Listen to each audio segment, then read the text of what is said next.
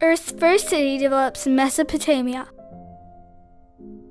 The possession of territory and the very beginnings of technology create war. Enemies are captured and forced to work. This is the very first enslavement. John Hawkins was an English navigator. He realized that the West Indies were after slaves. He gathered about 300 Africans with bribery, trickery, treachery, and force. When Hawkins got back to England, the people were appalled by the malicious act.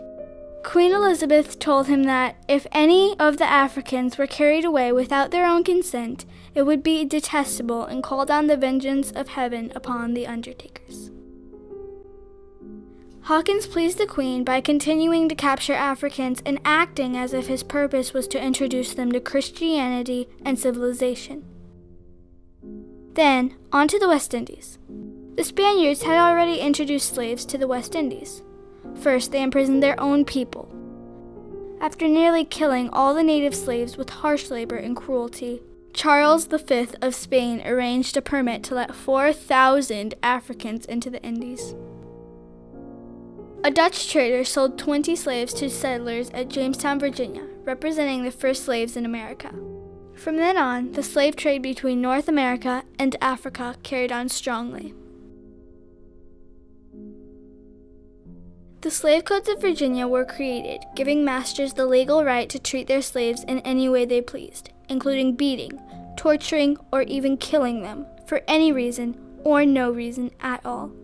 A slave, his wife, and all of their future children would forever be the property of their owner. In approximately 1820, Harriet Tubman was born into slavery in Dorchester County, Maryland. She escaped to Pennsylvania in 1849 through the Underground Railroad.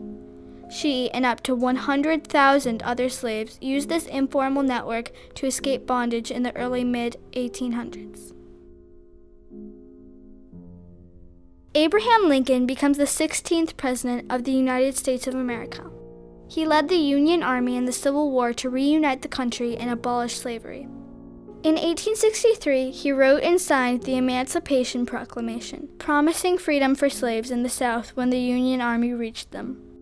The 13th Amendment to the United States Constitution was passed in 1865, formally outlawing slavery in America.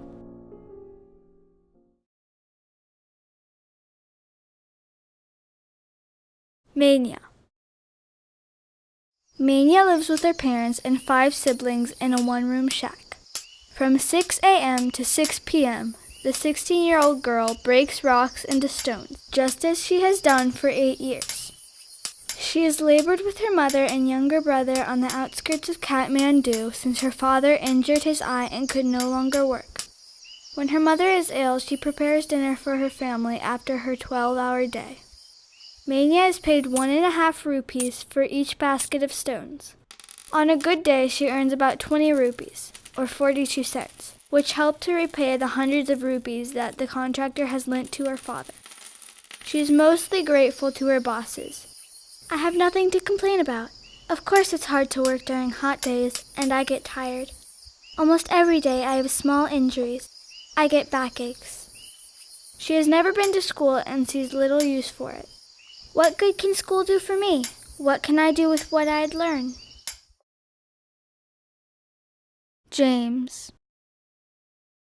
James was an 11-year-old boy from northern Uganda who was abducted and kept as a slave in the Lord's Resistance Army. He was one of 3 brothers abducted by LRA rebels from their village. When one of his younger brothers tried to escape, the rebels pronounced a sentence of death as punishment, as an example to other abducted children who would consider escape. The rebel leaders designated James and the 3rd older brother to execute their sibling, using means too horrific to detail here. Adding to the horror, sometime later when James picked up a piece of cassava to chew on without permission, his overseer cut off part of his ear as punishment. He was rescued from captivity, but demonstrates the fragile psyche of a child victim forced to kill or be killed.